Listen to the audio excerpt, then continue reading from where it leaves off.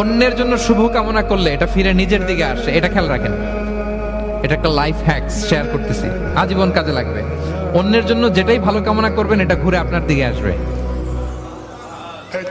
অনেকে বলে হুজুর ওর জন্য দোয়া করে আমার কি লাভ? নিজের জন্য আল্লাহ আমারে মাফ করে দাও, আল্লাহ আমারে সমৃদ্ধি দাও, আল্লাহ আমার বেতন বাড়াও, আল্লাহ আমার ব্যবসায় বরকত দাও, আল্লাহ আমার ছেলেরা হাফেজ বানাও, আল্লাহ আমার বউ, আল্লাহ আমার মেয়ে, আল্লাহ আমার আমার আমার সব আমার ভালো আপনি চাচ্ছেন নিজের জন্য, অন্যদের জন্যও চান। আল্লাহ আমার সব ভাইদেরকে মাফ করো, আল্লাহ আল্লাহ আমার গোটা মুসলিম উম্মাকে তুমি বরকত দাও, কল্যাণ দাও, নেতৃত্বে আসার তৌফিক দাও, আল্লাহ সবাইকে সুস্বাস্থ্য দাও। এটা ফিরে আপনার দিকে আসবে।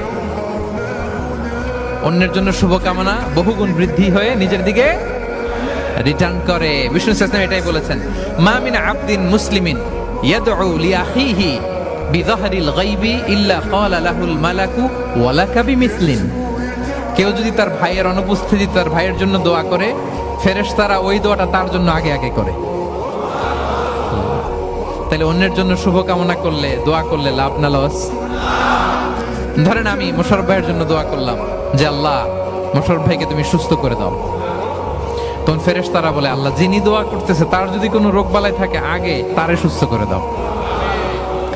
ধরেন আমি বেলায়েত ভাইয়ের জন্য দোয়া করতেছি, আল্লাহ বেলায়েত ভাইয়ের এই সমস্যা আল্লাহ তুমি দূর করে দাও, ফেরেশতারা বলবে আল্লাহ যিনি দোয়া করতেছে